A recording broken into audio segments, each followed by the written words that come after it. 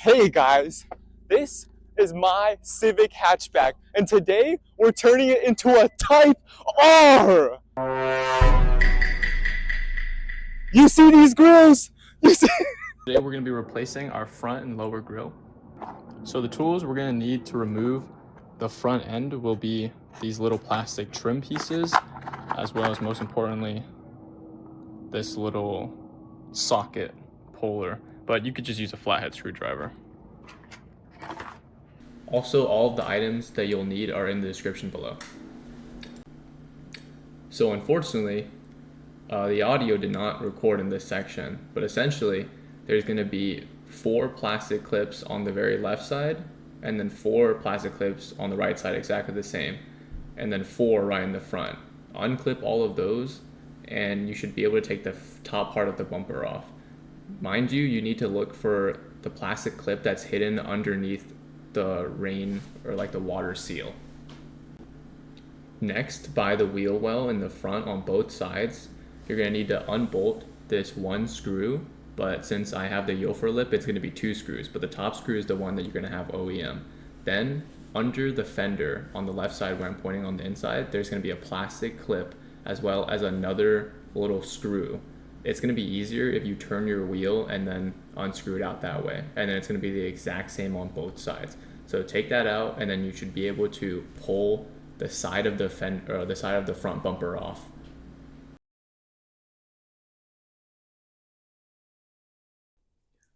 Okay, the next step here is to remove these little screw pieces, but not these ones.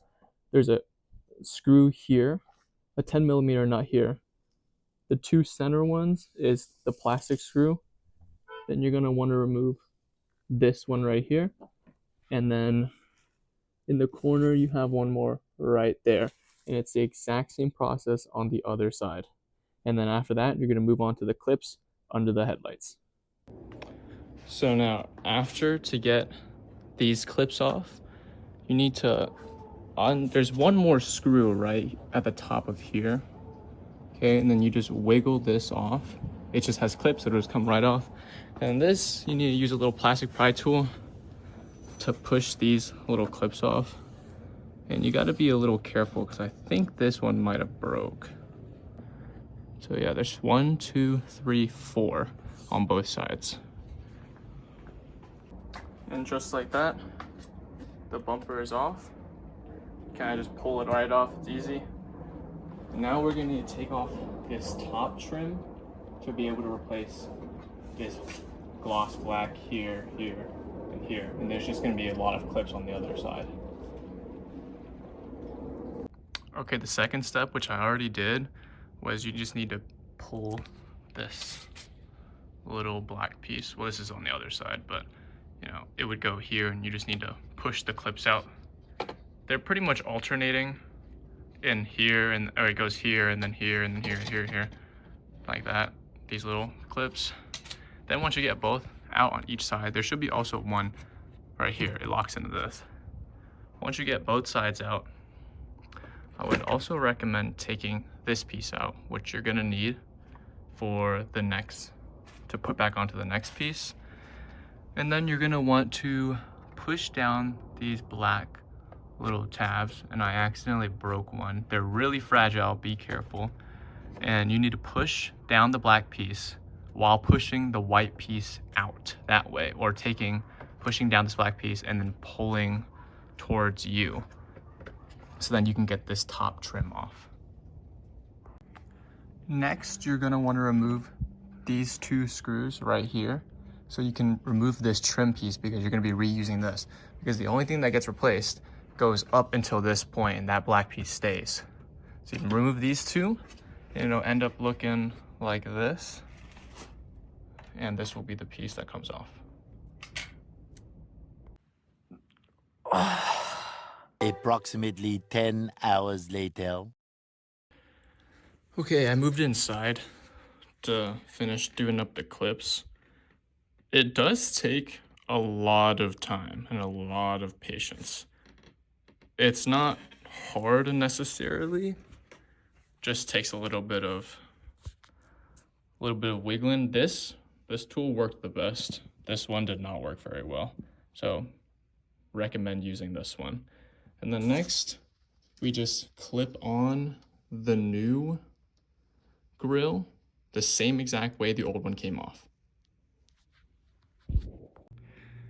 And like that, all I did was just reassemble, put the clips back into place, and it looks like that.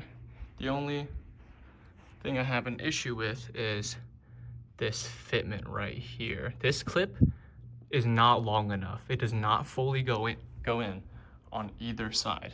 So both of them are slightly sticking out like that. You see that? Kind of annoying, but I guess you can't really tell.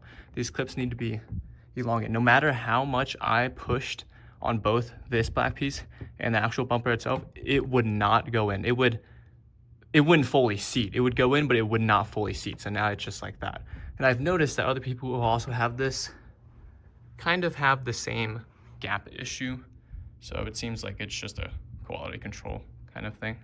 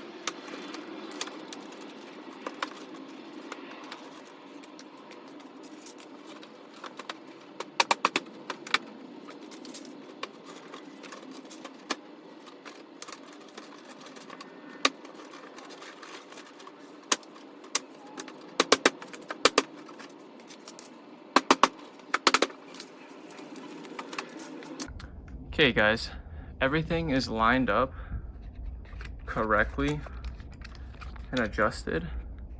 Now the only flaw that doesn't seem very noticeable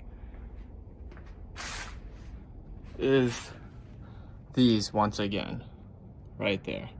It's sticking out. It's not really lined up flush. Behind here, there's a screw, right? There's a screw that attaches these two pieces together on the OEM. However, on this aftermarket piece, this did not have a screw holder right here.